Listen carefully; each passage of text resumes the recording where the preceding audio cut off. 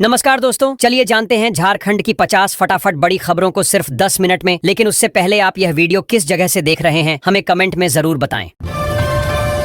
झारखंड सरकार ने वित्त वर्ष 2026 से 27 के लिए 1.58 लाख करोड़ रुपए का बजट पेश किया है, जो पिछले साल से करीब 9% ज्यादा है। सरकार का कहना है कि इस बार फोकस गांव, गरीब किसान, महिला और युवाओं पर रहेगा ताकि विकास का फायदा सीधे लोगों तक पहुंच सके। मैया सम्मान योजना के तहत अब 18 से 50 वर्ष की महिलाओं को हर महीने 2,500 रुपए सीधे बैंक खाते में दिए जा रहे हैं। सरकार मानती है कि यह राशि घर की छोटी बड़ी जरूरतों में सहारा बनेगी और महिलाओं को आर्थिक रूप से मजबूत करने की दिशा में बड़ा कदम साबित होगी। अबुआ आवास योजना के लिए इस बार 4,100 करोड़ रुपए का विशेष प्रावधान किया गया है। जिन परिवारों के पास पक्का घर नहीं है, उन्हें चरणबद्ध तरीके से आवास उपलब्ध कराने की तैयारी है ताकि हर जरूरतमंद परिवार को सुरक्षित और सम्मानजनक छत मिल सके। राज्य के अलग अलग जिलों में 750 नए अबुआ दवाखाना क्लिनिक खोलने की प्रक्रिया शुरू हो गई है। इन क्लिनिकों में प्राथमिक इलाज, जरूरी दवाएं और बुनियादी जांच की सुविधा मिलेगी, जिससे लोगों को छोटे इलाज के लिए दूर शहर जाने की परेशानी कम हो सकेगी।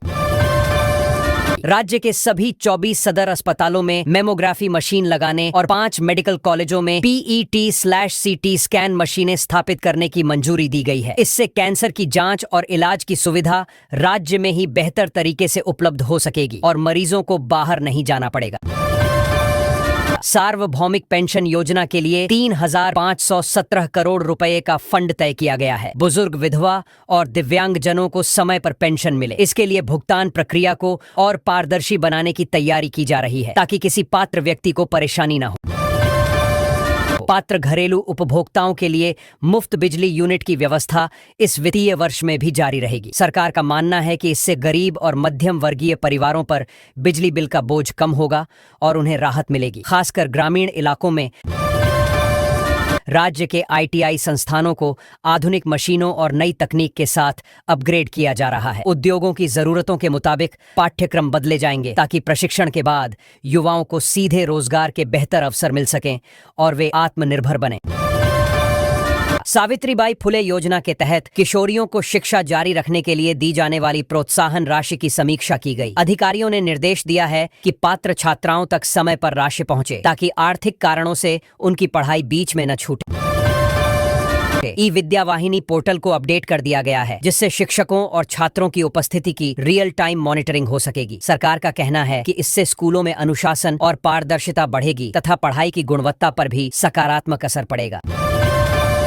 झारखंड की टीम ने पहली बार सैयद मुश्ताक अली ट्रॉफी 2025 से 26 का खिताब जीतकर नया इतिहास रच दिया। खिलाड़ियों के शानदार प्रदर्शन से पूरे राज्य में खुशी का माहौल है और युवाओं में क्रिकेट के प्रति उत्साह और भी ज्यादा बढ़ गया है। राज्य के उभरते शतरंज खिलाड़ी अधिराज मित्रा ने कॉमनवेल्थ चेस चैंपियनशिप अंडर 14 वर्ग में स्वर्ण पदक जीत लिया है। उनकी इस उपलब्धि से खेल जगत में गर्व की भावना है और सरकार भी ऐसे प्रतिभाशाली खिलाड़ियों को आगे बढ़ाने की बात कह रही है। रांची ट्रैफिक पुलिस ने पूर्व भारतीय कप्तान महेंद्र सिंह धोनी पर ओवर स्पीडिंग के मामले में 1,000 रुपए का चालान जारी किया है। अधिकारियों का कहना है कि यातायात नियम सभी पर समान रूप से लागू होते हैं और नियमों का पालन करना जरूरी है। झारखंड स्टेट हाउसिंग बोर्ड ने हरमू रोड स्थित प्लॉट के व्यावसायिक उपयोग के आरोपों पर महेंद्र सिंह धोनी को नोटिस भेजा है। बोर्ड ने निर्धारित समय में स्पष्टीकरण मांगा है ताकि नियमों के अनुसार आगे की कार्रवाई की जा सके। सरकार ने राष्ट्रीय स्तर पर पदक जीतने वाले खिलाड़ियों को सरकारी नौकरियों में प्राथमिकता देने की नीति लागू की है। इससे खिलाड़ियों को भविष्य की चिंता कम होगी और वे खेल में बेहतर प्रदर्शन करने के लिए और प्रेरित होंगे। पलामू के सोकरा ग्रेफाइट ब्लॉक में भूभौतिकीय सर्वेक्षण के लिए निविदाएं आमंत्रित की गई हैं। सरकार को उम्मीद है कि खनिज संसाधनों के सही आकलन से निवेश बढ़ेगा और स्थानीय स्तर पर रोजगार के नए अवसर भी पैदा होंगे। ग्रामीण इलाकों में बेहतर नेटवर्क सुविधा देने के लिए नई मोबाइल टावर नीति जारी की गई है। इसके तहत निजी कंपनियों को सरल प्रक्रिया से टावर लगाने की अनुमति दी जाएगी ताकि दूर दराज गांवों में भी अच्छी कनेक्टिविटी मिल सके। पलामू टाइगर रिजर्व में महिलाओं और युवाओं को रोजगार से जोड़ने के लिए सामुदायिक संरक्षण अभियान तेज किया गया है। वन विभाग का कहना है कि इससे पर्यावरण संरक्षण के साथ साथ स्थानीय लोगों की आय बढ़ाने में भी मदद मिलेगी। राजधानी रांची की रिंग रोड के किनारे सौंदर्यकरण के लिए विशेष योजना तैयार की गई है। सड़क किनारे पौधारोपण, लाइटिंग और साफ सफाई की व्यवस्था बेहतर की जाएगी ताकि शहर की तस्वीर और आकर्षक दिखाई दे सके।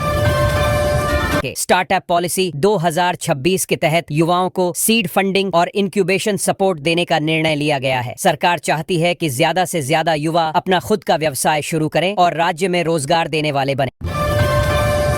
राज्य में मौसम फिलहाल साफ बना हुआ है और दिन के समय हल्की गर्माहट महसूस की जा रही है। मौसम विभाग के अनुसार आने वाले दिनों में तापमान धीरे धीरे बढ़ सकता है, इसलिए लोगों को दोपहर में धूप से बचने और पर्याप्त पानी पीने की सलाह दी गई है। झारखंड में सर्वाइकल कैंसर से बचाव के लिए बड़ा अभियान शुरू किया जा रहा है। करीब 4 लाख किशोरियों को मुफ्त HPV वैक्सीन दी जाएगी। स्वास्थ्य विभाग का कहना है कि इससे आने वाले वर्षों में कैंसर के मामलों में कमी आएगी और बेटियों को सुरक्षित भविष्य मिलेगा। बाल तस्करी रोकने के लिए झालसा ने नई बाल सुरक्षा योजना शुरू की है। इसके तहत जोखिम वाले बच्चों की पहचान कर उन्हें सरकारी योजनाओं से जोड़ा जाएगा। अधिकारियों का कहना है कि जागरूकता और निगरानी बढ़ाकर बच्चों को सुरक्षित माहौल देने की कोशिश की जा रही है। झारखंड पुलिस को SRI योजना की राशि 31 मार्च तक खर्च करने का निर्देश दिया गया है। अगर अतिरिक्त जरूरत हो तो 7 दिनों में रिपोर्ट भेजनी होगी। सरकार चाहती है कि सुरक्षा से जुड़ी योजनाएं समय पर पूरी हों और संसाधनों का सही उपयोग हो। राज्य में SIR प्रक्रिया शुरू करने की तैयारी है और इसे 100 दिनों में पूरा करने का लक्ष्य रखा गया है। प्रशासनिक स्तर पर टीमों का गठन किया जा रहा है ताकि काम समयबद्ध तरीके से हो सके और किसी तरह की देरी न हो। रांची वाराणसी वंदे भारत ट्रेन को नया स्टॉपेज मिला है। अब यह ट्रेन एक और स्टेशन पर भी रुकेगी, जिससे यात्रियों को काफी सुविधा होगी। स्थानीय लोगों का कहना है कि इससे सफर आसान होगा और व्यापारिक गतिविधियों को भी फायदा मिलेगा।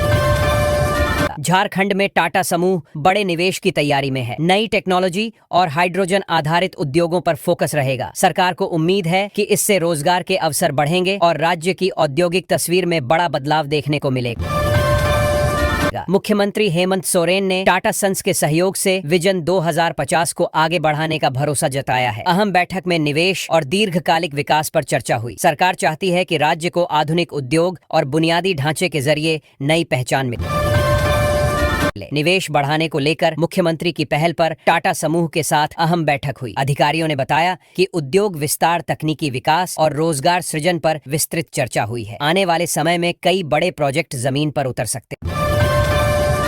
गल्फ क्षेत्र में तनाव के बीच मुख्यमंत्री हेमंत सोरेन ने प्रधानमंत्री से भारतीयों की सुरक्षित वापसी की अपील की है। उन्होंने कहा कि झारखंड के लोग वहां काम करते हैं, इसलिए उनकी सुरक्षा सुनिश्चित की जाए और जरूरत पड़ने पर विशेष व्यवस्था की जाए। गल्फ में जंग जैसे हालात को देखते हुए झारखंड सरकार ने इमरजेंसी नंबर जारी किए हैं। मुख्यमंत्री ने केंद्र से समन्वय बनाकर फंसे लोगों को निकालने की मांग की है। परिजन चिंतित हैं और प्रशासन लगातार स्थिति पर नजर बनाए हुए है। मुख्यमंत्री ने खाड़ी देशों में फंसे भारतीयों की सुरक्षित वापसी की अपील दोहराई है। उन्होंने कहा कि राज्य सरकार हर संभव मदद के लिए तैयार है। संबंधित अधिकारियों को निर्देश दिए गए हैं कि प्रभावित परिवारों से संपर्क बनाकर रखा जाए। दुबई में फंसे गुमला के व्यवसायी बबलू एयरपोर्ट बंद होने से परेशान हैं। परिवार वालों ने प्रशासन से मदद की गुहार लगाई है। अंतर्राष्ट्रीय हालात बिगड़ने से उड़ानें प्रभावित हुई हैं और लोग जल्द सुरक्षित वापसी की उम्मीद कर रहे हैं।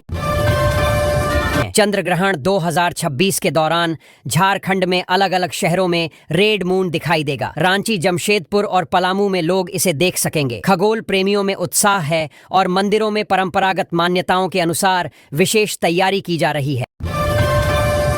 हजारीबाग के GST कार्यालय में टैक्स वसूली अच्छी बताई जा रही है, लेकिन सुविधाओं की कमी को लेकर सवाल उठ रहे हैं। व्यापारियों का कहना है कि बुनियादी संसाधन बेहतर किए जाएं ताकि कामकाज सुचारू ढंग से हो सके।